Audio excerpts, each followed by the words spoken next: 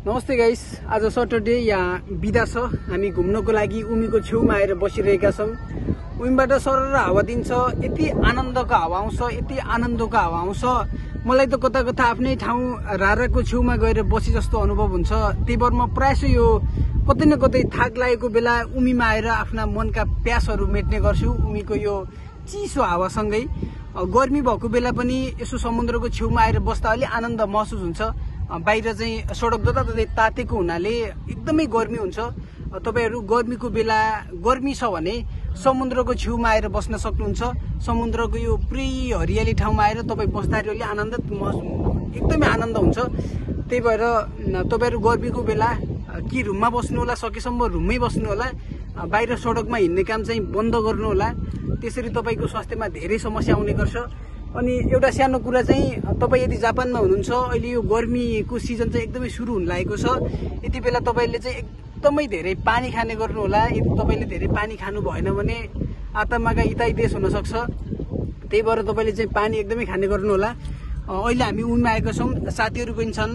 साथीहरुले एउटा गीत गाउने भनेका छन्। त्यो गीत कस्तो हुन्छ म तपाईलाई यो भिडियोको पछाडी वा फर्स्टमा हाल्नेछु। त्यो भिडियो पनि हेर्नु होला। उहाँहरूले गीत कस्तो गाउँछन् है, एकछिन हामी त्यो सुनौँला।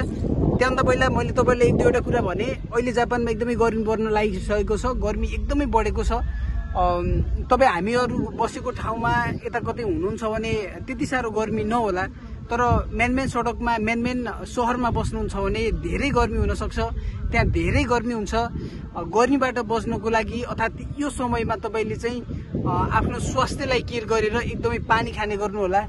पानीले चाहिँ जापानमा पानी मात्र छ, एउटा फ्रीमा खान मिल्ने भनेको, ट्याक्स नलाग्ने भनेको पानी होला। त्यतिकै गिलासमा आफ्नै कोठामा खान पाइन्छ। अरू सडकमा हिँड्दा पनि चाहिँ ट्याक्स नै तिरेर हिँड्नुपर्ने भएकाले गर्दा अनि धेरै गर्मी महसुस गर्नुभयो भने तपाईले कोठामा या सडकमा हिँडेर नबस्नु होला, सडकको छेउछाउमा नबस्नु होला। हरियो पार्कहरुमा, कतै जंगलहरुमा, कतै चाहिँ पार्कमा गएर बस्नु होला र उमीको छेउमा गएर बस्नु भयो भने तपाईलाई एकदमै फाइदाजनक हुन्छ। अनि फेरि जापानमा आएर साथीहरुसँग डुलेर चाहिँ ठुलठुलो रेस्टुरेन्टमा खाने काम चाहिँ नगर्नु होला। गाउँमा पैसा पठाउन नसकेर छोरो फेरि यहाँबाट अमेरिकातिर जानु पर्ला।